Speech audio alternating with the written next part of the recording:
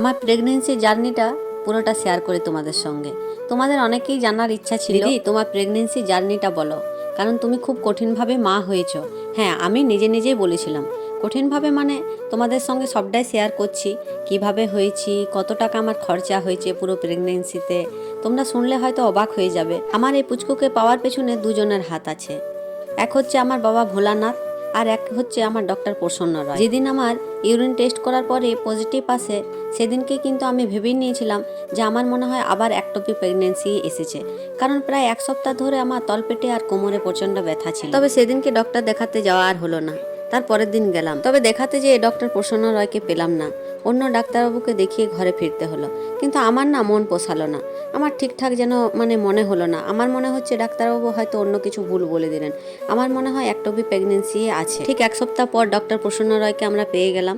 তারপর কিন্তু গিয়েছিলাম, আমি ডাক্তারবাবুকে যেই বললাম যে স্যার আমার কিন্তু মনে হচ্ছে একটোপি প্রেগনেন্সি আছে। তবে সেই মুহূর্তে স্যার আমাকে খুব বকাবকি করলেন যে বারবার কি একই রকমের হয়, চলো ওখানে শো, আমি দেখছি। উনি সঙ্গে সঙ্গে ইউএসজি করে দেখে নিলেন, বললেন না ঠিকঠাক আছে সব। তার কিছুদিন পরে ঠিক আসল জার্নিটা আমার শুরু হয়ে গেল জীবনে। সেদিনকে ছিল সোমবার, আমি বাবার পুজো করতে গিয়েছিলাম। ঠিক 1 ঘন্টা পরেই আমার ব্লিডিং শুরু হয়ে যায়। আমি কিন্তু একা, সে সময় আমার মেয়ে আছে। হ্যাঁ, আমার শাশুড়ি মা সেই সময় আমার ভাইকে ফোন করে দিয়েছিলেন, বললেন যে তাড়াতাড়ি গাড়ি রেখে চলে যাও তুমি ডাক্তারের কাছে।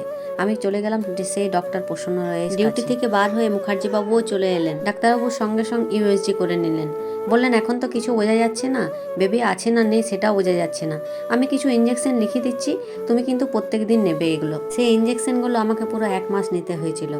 একটা ইঞ্জেকশনের দাম ছিল 400 টাকা করে। তবে 1 মাস পরও আমি সেরকমভাবে সুস্থ হয়নি, আমার ব্লিডিং সেভাবে বন্ধ হয়নি, হচ্ছিল রাউন্ড ডিসচার্জ। আমি আবার দেখাতে যাই ডাক্তারবাবুকে, তিনি বললেন 5 মাস না গেলে আমি কিছু সেরকমভাবে বলতে পারবো না। প্রত্যেক মাসে প্রায় আমার 5 থেকে 7,000 টাকার ওষুধ লাগতো। হ্যাঁ, 5 মাস পর যখন অ্যানোমালি স্ক্যানটা হয়েছিল, তখন কিন্তু ডাক্তারবাবু বললেন বেবি ঠিক আছে। আমার সঙ্গে হয়তো অনেকেই রাগ করে, কারণ আমি সবাইকে সেরকমভাবে বলিনি যে আমি কিন্তু প্রেগনেন্ট, কারণ আমি সেভাবে কনফার্ম ছিলাম না।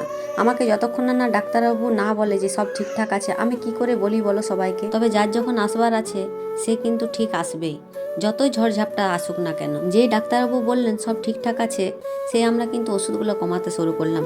ডাক্তারবাবু বলেনি, কিন্তু আমি বুঝলাম যে আমার সেরকমভাবে প্রয়োজন নেই, কারণ অতটা ক্ষমতা আমাদের ওষুধ কেনার ছিল না। তারপর থেকে আমার 2 থেকে 3,000 টাকার ওষুধ লাগতো। তবে কপাল আর কোথায় যায় বলো, 7 থেকে 8 মাস যেই পড়লো, সেই তলপেটে আর কোমরে প্রচণ্ড ব্যথা শুরু হয়ে গেল।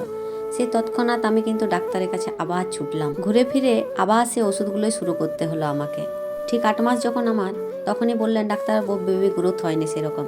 সেই পাউডার দিতে শুরু করলেন, সেই পাউডারও অনেক দাম ছিল।